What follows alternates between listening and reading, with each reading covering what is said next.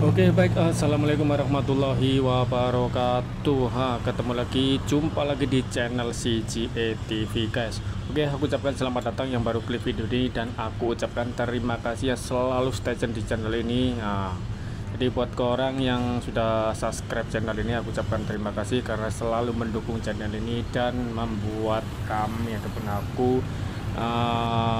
bersemangat lagi memberikan info-info yang akurat buat teman-teman di luar sana. Oke, sambil menikmati keindahan di Malaysia, khususnya di kota Kuala Lumpur. Oke, sesuai dengan judul guys, kemarin aku terserempak atau melihat satu video dari orang Malaysia. Beliau mengatakan kalau pendatang asing ini, pekerja asing ini memberikan satu ancaman baik ekonomi ataupun keselamatan untuk rakyat Malaysia.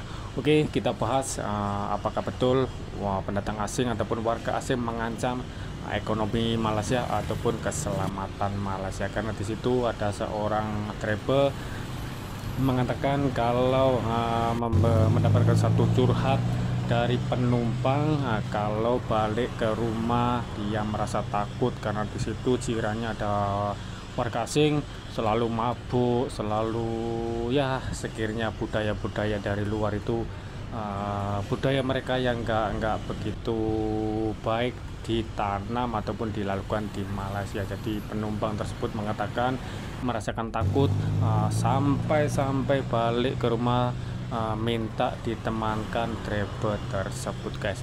Dan masalah mengancam ekonomi mungkin, ini mungkin rapaanku, mungkin karena ya biasa isu yang sangat panas untuk saat ini. Banyak sekali pendatang asing, warga asing yang berjualan ataupun mempunyai kedai, mempunyai restoran. Jadi seakan-akan itu warga tempatan merasa terganggu ataupun merasa terusik dengan pendapatan mereka, karena biasanya kalau warga asing sudah membuka kedai berjualan, otomatis yang beli adalah teman-teman mereka. Contoh, ini aku bagi contoh guys.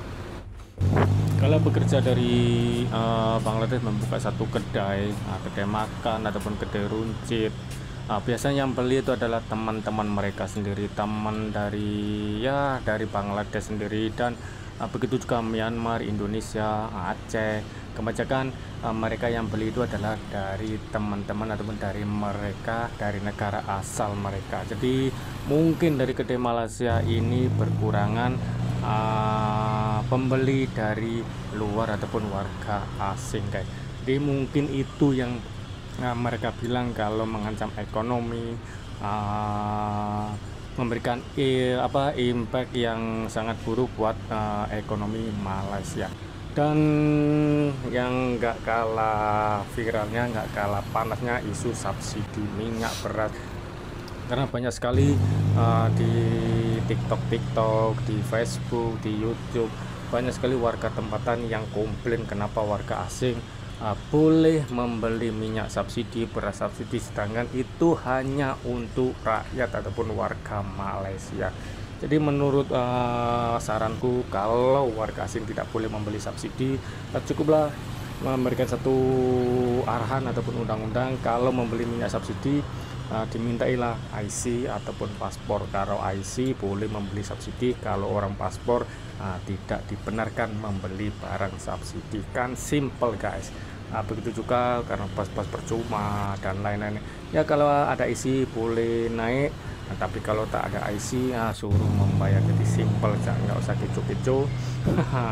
Biasalah di isu-isu saat ini memang sangat-sangat panas guys.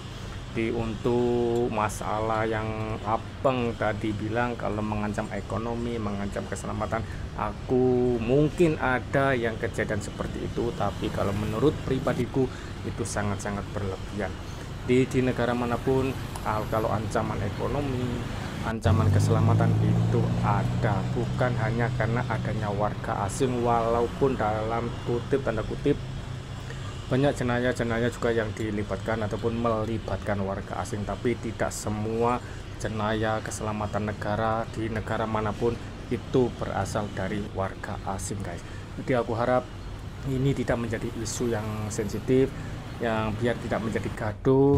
Apalagi kalau masalah pendatang asing yang ada di Malaysia ini sangat-sangat kecoh, sangat-sangat panas, karena mereka orang tempatan mengatakan terlalu ramai, terlalu banjir, terlalu banyak kebanjiran warga asing, disebabkan ya mereka masuk karena atas permintaan dari kerajaan Malaysia. Tapi aku yang membahas ini, aku bicarakan ini untuk warga asing yang mempunyai dokumen, guys. Kalau yang kosong, yang nggak mempunyai dokumen, itu aku nggak mau tahu, aku nggak mau komen.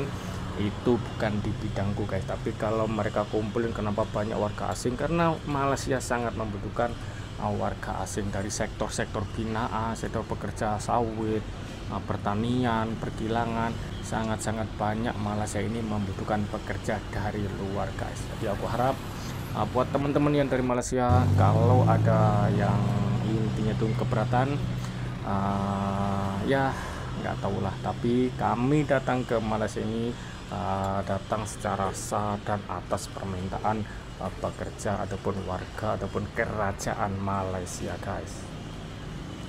Oke, ini adalah di Kuala Lumpur, guys. Nah, jadi ke orang yang belum tahu ataupun rindu TKI teman dari Indonesia yang dulu kerja di Malaysia, mungkin tahu tempat ini adalah di Kuala Lumpur. Jadi sangat-sangat ya seperti inilah, indah, rapi, bersih.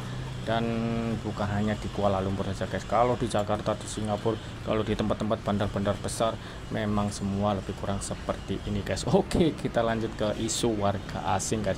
Karena di Malaysia ini saat ini akhir-akhir ini memang sangat-sangat panas isu warga asing, dari segi ya tergabungnya orang tempatan karena terlalu ramai orang asing, pekerja asing, ada yang berjualan, ada yang meminta-minta, ada yang Rohingya, yang ya intinya menjadikan tempat Malaysia ini sebagai mengambil kesempatan, guys. Disuruh masuk, diberikan masuk, diberi izin masuk, tapi mereka seenaknya berjualan tanpa izin ataupun tanpa lesen. Bahkan ada juga yang buat mendirikan restoran, kedai runcit, lesennya lesen orang tempatan. Tapi aku rasa kalau di tempatku, walaupun pekerja asing yang mengurus ataupun yang bekerja di situ, tapi lesennya orang tempatan, tapi bosnya juga orang tempatan. Di situ hanya pekerja, tapi bukan memiliki restoran ataupun kedai tersebut. Tapi kalau di daerah KL, benar aku nggak tahu, guys. Di aku harap semua nggak salah paham, nggak jadi pergaduhan. Saat ini memang sangat-sangat panas, guys. Oke, aku ucapkan sekali lagi terima kasih, dan jika kalian suka dengan info-info ataupun dengan video-videoku, cukup kalian tekan tombol subscribe dan tekan tombol notifikasinya biar aku lebih semangat lagi memberikan info yang real, memberikan satu narasi yang fakta, nggak hoak dan menyejukkan, bukan mengompor-ngompori antara Indonesia, Malaysia ataupun Bangladesh, Myanmar dan lainnya. Oke, dan jumpa lagi di video berikutnya. Akhir kalam, assalamualaikum warahmatullahi wabarakatuh. Salam terot.